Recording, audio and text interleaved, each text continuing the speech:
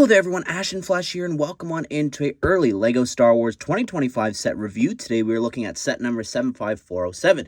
This is the new Star Wars logo set. It has 700 pieces. This set is going to be retailing for $59.99 USD or $79.99 Canadian.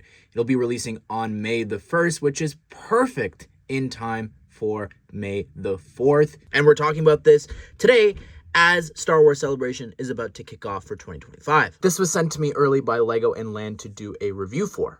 I'm excited about this one because we of course got the Marvel logo in January, and I love the idea of this. There's so many other themes that they could do this for. You can see over here on the side, it's really cute how it says a long time ago in a galaxy far, far away. And then over here on this side, we've got a little bit of like the Easter eggs and references that are inside. I don't think there's minifigures. There could be some secret stuff, but I'm not sure. Also just really weird, we've got a lifestyle image here. Like to have a finger and a hand on the box is very unlike LEGO. But anyways, here on the back, you could see that we've got this classic poster there for Star Wars, and then also the Star Wars logo, which isn't fully yellow, right? It's got that yellow trim, so I don't know if that would have been possible at this size and scale, but I'm excited for this set. So here it is built, and I love this, even more than just the idea of this going into it. Like the actual build experience of this, and just building each letter and connecting this S to the T and having that R come out there. It's just so much fun, and it did remind me of building the Marvel logo as well, which we will look at in a second, but I really love the idea of this. It makes me want more for every single LEGO theme, but for Star Wars, though, the only thing negative that I'll say about this is the fact that, well, two things, that there's no figures, of course, like the other one, but it's the choice of it being all yellow. There would be no way that you could do just a trim of yellow or something, but I'm wondering if, would it have been better in white? I don't really know. It would be interesting to see if somebody gets the parts for this and transforms this into white. I'm sure all of these parts exist. If they exist in yellow, I'm fairly confident they're going to exist in white. But my point is this the most iconic choice in color? It probably is. Like, it's a tough choice. It goes back and forth, I'd say, between white and maybe even this being black, and then maybe this part being in white.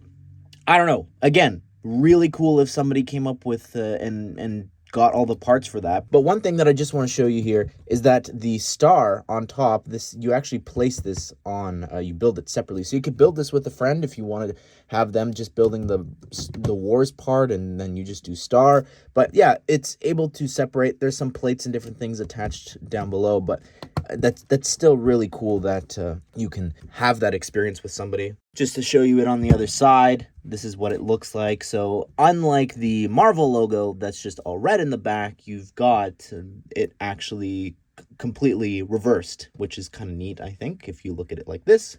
I think one of my favorite details is just like the greebling inside there and just that pattern with all the black bricks and everything, because that's a part of the branding for Star Wars that's been there for even before they started doing like the different trims for the different movies and shows. Like that's been a part of it for a very long time when it was white at one point. So I think that looks really cool, and it just adds to this for sure.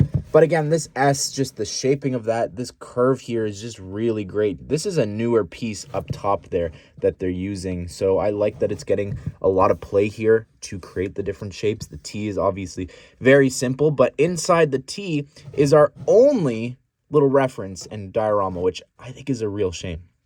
You can see here that we have a Star Destroyer chasing down the Tantive 4. And I'm just going to remove this here so that you can see you've got that 1x2 little melon, and that I guess is supposed to represent Tatooine, which I think is kind of cute. And I'll just remove each of the ships to show you them in detail. It's a very simple little build. You just attach it there to that one stud. And then this is the Tantive 4 using a little candle Minecraft piece in the back there. But I think that this is very cute. I just wish there was more of that here for sure. Like if every letter, even if you lifted this up and then you get access to the bottom letters, if they had something, but the A is really cool. I love those slope pieces there to create that spot in the center of the A. Over here, this R, again, just that curve looks great with that one tile, and this little arch piece there to create this spot for the R looks really cool. I've forgotten a lot of my typography lingo from before, but when I was in school. Anyways, the R over here, again, the curve, pretty much the same thing, just reversed on the other side. The W looks great, again, using those newer slope pieces there for the points. The A is the exact same, and so is the R, but it connects into this S, which looks really great and seamless. I really just like the shaping. It's just crazy. Again, continuing that curve and everything, how that connects. It's also just so iconic. Here they are side by side, and oh, I love them so much. Like, seeing them side by side, I want and need more. I want a giant circle for DC with characters popping out like the Marvel one. I want Harry Potter. I want Disney. You could even do Ninjago. You could have a Lego City one, a Lego Friends one. Just having this and putting this like on a shelf next to other Star Wars sets, it's just perfect. And I love this one too because of just how they did the shaping for the letters and the figures that are in there as well. Truly, truly need and want more of these. But let's go and do this, shall we? Can we even attach this to the top here? Look at that. If you love like fandoms like Star Wars and Marvel, the fact that you can pretty much attach that, I wouldn't like go grabbing this like and trying to carry the Marvel logo with it, but the fact that that can sit on top, I need more. I truly, truly need more. As much as I love this, I'm sorry, but how is there not any figures here?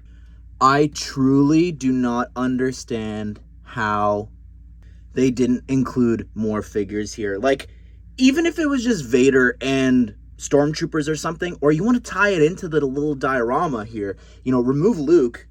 Let me just move everybody over a little bit, but to just include these characters, like, they're reuses. Like, this isn't going to upset anybody, but it just would have added a little bit more to this, I think. And I'm not saying that it needs to be thicker so that you could have like a play feature of them popping out. That should remain exclusive to the Marvel one because they're popping out of the comic pages. But do something here, I think. Like this, like even if they were just scattered on different levels or something, like if there was some studs showing, I think besides that one that 3PO's on, I think that would have added a lot to this here. I don't know, to me, just these 5 basic minifigures, in my opinion, adds a lot to this. I think the price in general, it is on the lower side. It's cheaper than the Marvel one, which does have some exclusive figures. Would it have been cool to maybe get something exclusive for this? A George Lucas figure is what a lot of people have been saying and wanting. Would have been really awesome. Anyways, everyone, be sure to subscribe, turn the bell notification so you don't miss out on future LEGO Star Wars set news and reviews just like this one. Hope you guys did enjoy the video. Hope you all have a great day. We'll see you all in the next one.